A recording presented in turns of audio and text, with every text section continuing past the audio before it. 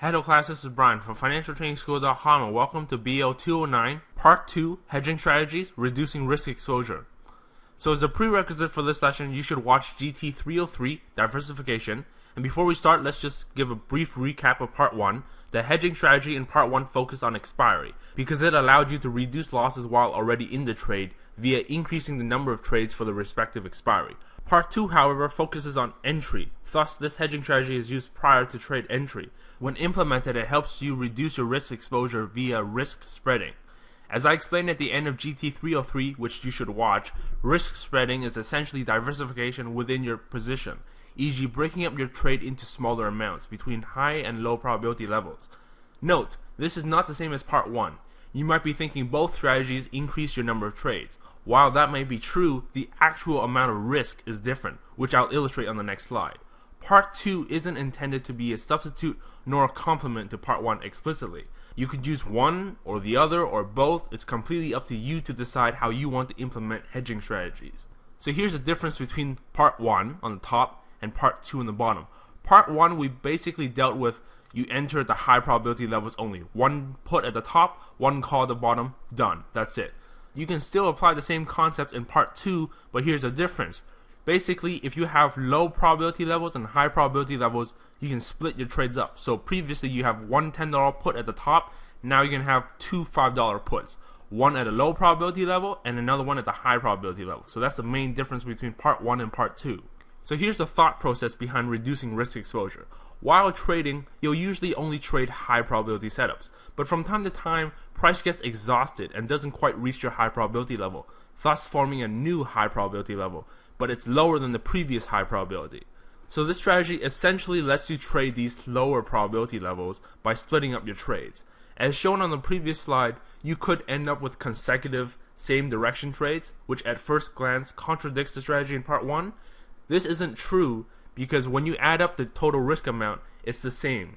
In Part 1, you only place one put of $10 at the resistance level, whereas in Part 2, you'll place two separate puts of $5 at the low and high probability levels. As long as you don't violate your money management rules, then splitting up your trades doesn't contradict the alternating trade rule from Part 1. So, as you'll recall, in Part 1, I said you should only place a put, then a call, then a put, then a call. Here, if you're splitting it up, you'll have put, call, put, call, something like that. But the two puts add up to the same amount as the one put from before. So it doesn't matter. As long as you don't contradict your rules, then you should be fine. So in a sense, reducing risk exposure is more of a money management strategy because you're reallocating your resources based on different probability levels for your trade. Splitting up a big trade into smaller trades is essentially the same as reducing your trade size. Rather than take a $10 trade, you could take two $5 trades as illustrated previously. There's no limit, by the way, to how many times you split it. It's completely up to you. The only problem is that when you split up trades is whether or not you're able to enter all of them at the appropriate levels. So it's best to keep it simple, split it up into 2 or 3 trades max. Lastly, something else to take into account is your broker's minimum trade size. If you're trading the bare minimum of either $10, $25, whatever the minimum is, then you can't really split up trades. You can only implement this strategy if you're trading above their minimum trade size. So to end off this lesson, let's go over some scenarios, just like I did in Part 1. All 3 scenarios revolve around the concept of missing trades and how you could possibly adjust and adapt to the new levels. As I mentioned in GT208 Emotions, not trading is actually a form of trading. So knowing when not to trade is very useful. So let's say for scenario number 1, you only trade high probability levels. So if you don't adjust your levels or split your trades, then you'll be missing quite a few trades due to price forming new levels and you fail to adjust.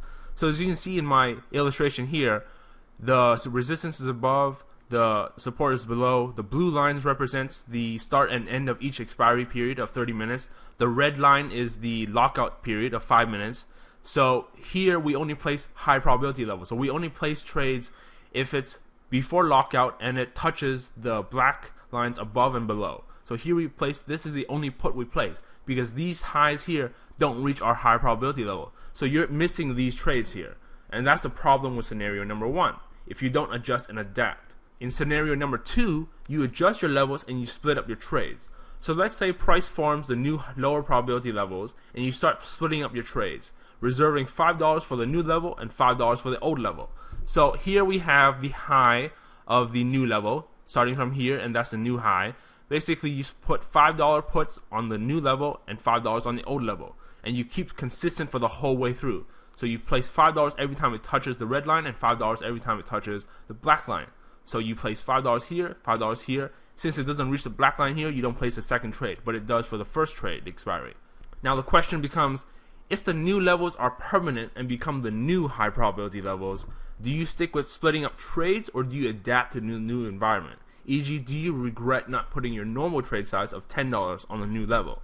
So that's what the third scenario is for. You adjust your levels and you start adapting after a few trades. Since the second trade expiry didn't go up to the old high probability level, you figure that maybe a new level has formed permanently. Thus, you adjust your trade size back to normal and place the full $10 trade on the third trade expiry. So previously, we're going to flip back to the previous slide, you had 5, 5, 5, 5. In the third scenario, you have 5, 5, 5, and then you adjust and adapt to the last expiry and you place $10 going back to your normal trade amount for the new level, because this is now your new high probability level. So that concludes the three scenarios. Just some final notes before we end off the lesson. Like everything else in trading, reducing risk exposure is subjective because it deals with risk management. If you put 100 traders into the same room and half of them identify the same level to enter the trade, I guarantee you how each of them enters the trade will be different due to everyone having their own risk tolerance. As I mentioned in the introduction, how you implement hedging strategies is up to you. Part 1 for the most part is widely accepted as a strato.